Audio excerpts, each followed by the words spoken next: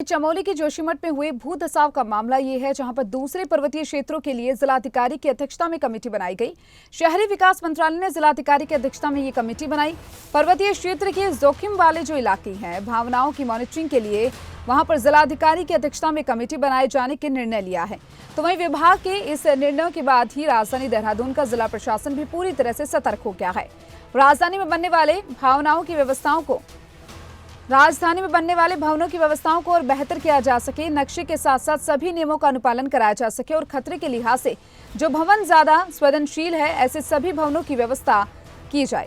हालांकि नगर निगम प्रशासन करता है और अन्य भवनों की मॉनिटरिंग MDDA के स्तर पर की जाती है। लिहाजा संवेदनशीलता को देखते हुए जिला प्रशासन भी समय समय पर नियमों की मॉनिटरिंग करता रहता है। इस मामले पर जिलाधिकारी सोनिका ने बताया कि कुछ ऐसे जोखिम वाले भवन जो नगर निगम प्रशासन की देखरेख के हैं, जबकि कुछ ऐसे भवन हैं जो MDDA के अधिकार क्षेत्र के हैं।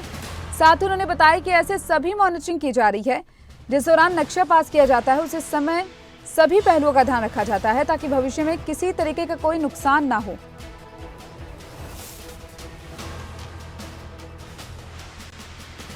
और इस खबर पर ज्यादा जानकारी के लिए हमारे साथ उत्तराखंड से हमारे ब्यूरो राव शफात अली हमारे साथ जुड़ चुके हैं। राव शफात अली, आपसे जानना चाहेंगे, चमोली के जोशीमठ में भू धसाव का जो मामला है, लगातार अगर देखा जाए तो भू धसाव के मामले हमारे सामने लगातार आते रहे हैं। तो वहीं अब भवन जो नए निर्माण भवन है या फिर जो पहले से जो भवन निर्माण किए गए हैं, उनका जो मुद्दा है वो भी लगातार गर्माता हुआ यहाँ पर दिखाई दे रहा है। क्या कुछ कहेंगे, क्या कुछ ये पूरा मामला है? देखिए, जोशीमठ क्योंकि चर्चाओं में रहा है, भू धसाव वहाँ हुआ, बहुत बड़ा नुकसान उठाना पड़ा उस क्षेत्र को। और क्योंकि बहुत सारे जो वैज्ञानिक हैं इस पर रिसर्च कर रहे थे, NDMA की रिपोर्ट आई है, जो राष्ट्रीय आपदा प्रबंधन प्राधिकरण है, NDMA से अपनी रिपोर्ट दी और रिपोर्ट, हालांकि विस्तृत रिपोर्ट आने का भी इंतजार है, लेकिन प्राथमिक तौर पर जो उसमें कहा गया है कि एक तो जो जनसंख्या का घनत्व है प्रति वर्ग किलोमीटर, वो बहुत तेजी से बढ़ा है और उस इलाके में जो बहुत संवेदनशील है, बहुत बहुमंजिला इमारतें बनी है।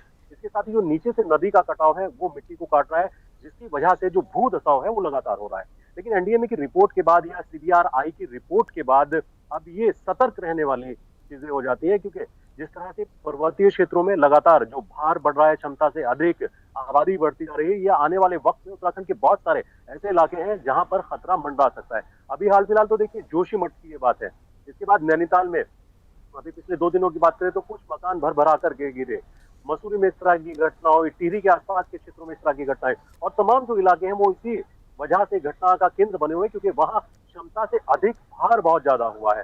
तो सतर्क रहने की जरूरत है राज्य सरकार को भी, शासन प्रशासन को भी। इसके साथ ही अब शहरी विकास मंत्रालय ने क्योंकि एक बड़ा निर्णय लिया है, जिलाधिकारी की अध्यक्षता में जो 6 सदस्यीय कमेटी है वो मॉनिटरिंग करेगी। कहीं ऐसा तो नहीं कि उन इलाकों में जो बहुत संवेदनशील है या अति संवेदनशील है वहां पर क्षमता से अधिक भार या फिर जो बहुमंजिला इमारतें वो बन रही हो। तो ये एक अच्छा निर्णय इसको कह सकते हैं। सतर्क रहने की जरूरत है, सबक लेने की जरूरत है, भू धसाव जिस तरह का जोशीमठ में हुआ था। जी चलिए राव शफात, बहुत बहुत शुक्रिया आपका तमाम जानकारी को साझा करने के लिए।